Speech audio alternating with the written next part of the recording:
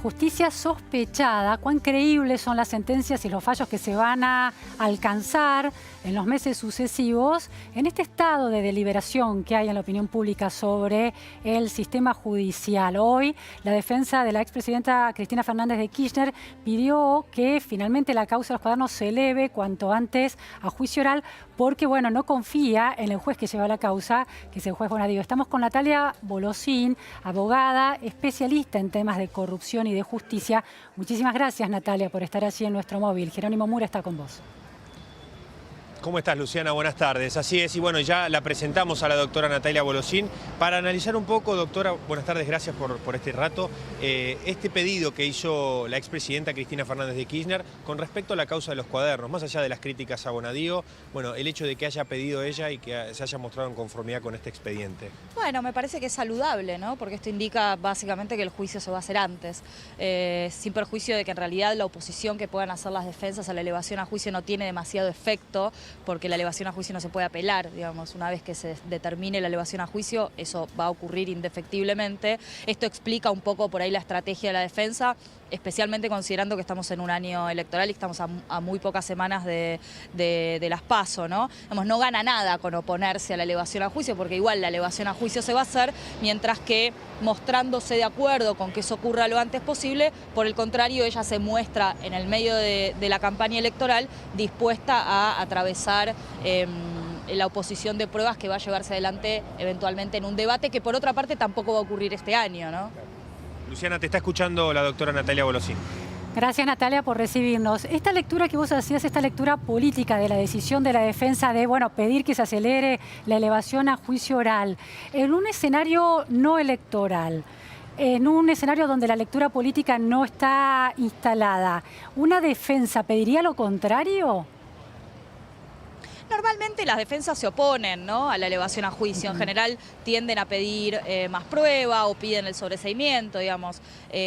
La tendencia de las defensas, sobre todo en casos de criminalidad económica y especialmente en casos de corrupción o delitos contra la administración pública, es intentar dilatar lo más posible el proceso, primero durante la instrucción y luego intentar que eso no llegue a juicio. En la medida en que el proceso se va dilatando, bueno, después terminan apareciendo las prescripciones que conocemos, y otro tipo de artilugios que muchas veces usan las defensas, que, a ver, para ser claros, está dentro de los derechos que tienen las defensas, digamos, de llevar adelante en el marco del proceso penal y en el marco de sus derechos constitucionales, que tienen que ver con pedir nulidades, recusar jueces, apelar, pedir más prueba, etcétera. Ahora, de nuevo, me parece que en este contexto es entendible esta decisión, porque en particular la elevación a juicio no tiene mucho recurso. Una vez que el juez decide elevar la causa a juicio, las defensas no pueden hacer nada, no es ni siquiera apelable. Entonces, no tiene mucho sentido desde el punto de vista jurídico hacer otra cosa, y me parece que sí le puede redituar en términos electorales, ¿no? Claro, en términos electorales, porque parece estar bogando por una transparencia y estar dispuesta a someterse a derecho. En ese sentido, ¿lo planteás, Natalia? Claro, me parece que la muestra ella, bueno, poniéndose a disposición de la justicia, y además, digamos, es saludable que esto sea así, porque en definitiva el momento en el cual de manera pública todos los ciudadanos y las ciudadanas podemos saber qué es lo que ocurre en una causa penal es el momento del juicio, porque es el único acto verdaderamente público. El juicio oral es un juicio justamente oral y público, mientras que la instrucción es reservada, salvo para las partes, digo, aun cuando no haya secreto de sumario, más allá de que los jueces y los fiscales muchas veces dejan trascender algunas decisiones. En realidad el Código Procesal Penal establece que la causa es secreta, salvo para las partes. Claro. Mientras que el juicio es oral y público. Ese es el momento en el que vamos a poder ver, bueno, a ver qué es lo que hay en contra de estas personas. En ese sentido, la pregunta iba a ese punto que vos estás señalando. Un sistema judicial, un poder judicial tan sospechado, los jueces de Comodoro Pi tan sospechados. No analicemos si es justo o injustamente ese estado de sospecha, pero de hecho está sospechada la justicia argentina. El juicio oral es la instancia, digamos, reparadora de ese grado de sospecha. Una sentencia que se alcanza en el caso, por ejemplo, de la expresidenta vía el juicio oral es más creíble que el trabajo de un juez federal, como el del trabajo de Bonadío.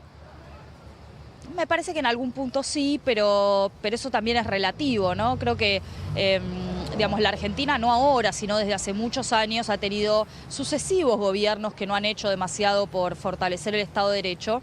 Digo, así como hemos logrado consolidar la democracia, me parece que nos ha faltado y nos sigue faltando pensar un poco qué vamos a hacer para que la ciudadanía y todos los funcionarios, la ciudadanía en general entienda que tenemos que empezar a respetar la ley, ¿no? No importa a quién dañe o a quién perjudique o a quién beneficie, porque en realidad se trata justamente de pensar en el bien común y que el país no puede salir adelante si no empezamos a respetar las normas en general.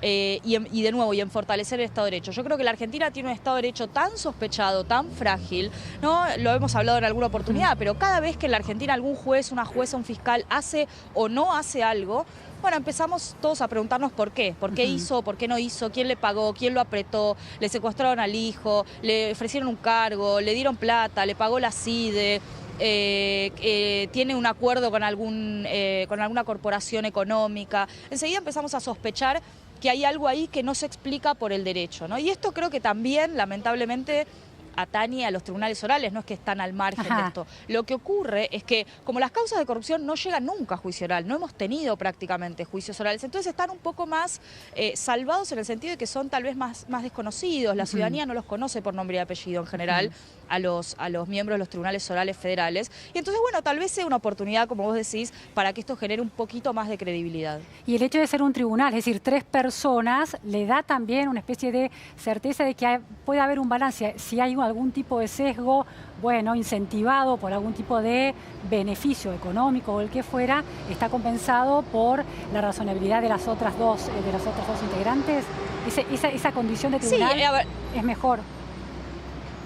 Por supuesto, a ver, digo, desde el punto, si uno piensa en la teoría de la decisión racional, digo, más allá del derecho, siempre que una decisión es adoptada de manera colectiva por más de una persona, empíricamente está demostrado que hay más posibilidades de que esa decisión se acerque, digamos, más a la verdad que si lo decide una sola persona. Pero también hay que tener en consideración que en el marco de la instrucción no es solo un juez el que decide. Hay un juez, pero también hay una Cámara de Apelaciones, la Cámara Federal, que revisa buena parte de las decisiones que toman los jueces federales que instruyen las causas. Y luego está la Cámara de Casación Penal, que también revisa algunas decisiones. Y la decisión del propio tribunal oral en caso de una condena o de una absolución también es revisada eventualmente por la Cámara de Casación Penal y luego por la Corte Suprema. Es decir, hay una infinidad de instancias que vienen, digamos, a garantizar que la decisión se aproxime lo más posible a una decisión razonada, informada, conforme a las pruebas, conforme a derecho, etcétera. Después, desde luego, que siempre hay algún lugar para la arbitrariedad, es inevitable porque los operadores jurídicos son personas. Claro, claro, la arbitrariedad dentro de términos de límites racionales, ¿no? Y aceptables, no una arbitrariedad delictiva, ¿no? Claro. Exacto, y te agrego algo más, digamos, también hay que entender que para que haya una condena tiene que haber certeza, ¿no? En caso siempre que cualquier cosa que no se acerque o que no sea la certeza, cualquier cosa por debajo de la certeza implica una absolución, ¿no? Entonces, ese también es un estándar que es distinto del estándar que prima en el marco de la instrucción, porque ahí, bueno, primero tengo sospecha suficiente para citar a una persona indagatoria, luego tengo suficientes elementos para someterla a un proceso, luego tengo suficientes elementos para someterla a un juicio oral, pero solo con la certeza puedo condenarla, ¿no? Ahora, Natalia, esta decisión de la defensa de la expresidenta Cristina Fernández de Kirchner, de alguna manera, al pedir que la causa se eleve a juicio oral, porque allí encontraría mayores garantías de legitimidad en el modo en que se resuelva finalmente esa sentencia, ¿le otorga efectivamente mayor legitimidad futura a esa resolución? Bueno, me parece que en principio sí, ¿no? Pero esa ya es una apreciación también, me parece, más política que jurídica. A ver, la credibilidad de las sentencias judiciales de nuevo, ¿no? En el marco de un país más o menos normal, con un Estado de Derecho más o menos razonable, donde cuando un juez hace o no hace, la gente dice, bueno, debe ser que esto es lo que dice la ley. En un país donde eso es más o menos así, bueno, la sentencia debiera tener la legitimidad que tiene cualquier otra sentencia, cualquier otra decisión jurisdiccional. En la Argentina, en este tipo de casos, siempre se generan dudas y sospechas. Para que esto no ocurra, yo diría, es muy importante, sobre todo la conducta del poder político, te diría, en este caso, más que de la justicia. Claro. O sea, ¿en qué medida logran los poderes políticos realmente atarse de manos? Digo, átense un poco al mástil, ¿no? Como si se tratara del canto de las sirenas. Es muy tentador tratar de manipular a la justicia, aún cuando uno cree que lo está haciendo para hacer el bien, pero es absolutamente ilegal, inconstitucional y no le hace bien a nadie, digamos. No no le hace bien tampoco al Estado de Derecho hacer justicia violando los derechos de las personas. Entonces yo diría, más que nada, un mensaje al poder político: aléjense, átense al mástil, dejen que la justicia actúe de manera lo más independiente posible en el marco de la Constitución. Ahora, Natalia, más allá de los actores del poder político, también están los actores del poder judicial. El fiscal Stornelli, que tiene un rol clave en la causa de los cuadernos, en esta voluntad, en esta decisión de su defensa de no concurrir al juzgado de Ramos Padilla en Dolores, ¿de alguna manera pone en duda su credibilidad como fiscal y la credibilidad de la causa? No, me cuesta opinar sobre ese caso en particular, pero me parece que también en términos generales lo digo, ¿no? Creo que quienes tienen roles de responsabilidad en relación con el Poder Judicial en general, en términos amplios, tiene una responsabilidad mayor, ¿no? Y especial de mostrar a los ciudadanos que no están al margen de la ley, que no son distintos a los demás. Pero esto va para todos, ¿no? Claro. Va para todos, para quienes llevan adelante las causas y para quienes son objeto de esas causas. Muchísimas gracias, Natalia Bolosín, por este análisis y esta precisión a la hora de pensar los temas de la justicia.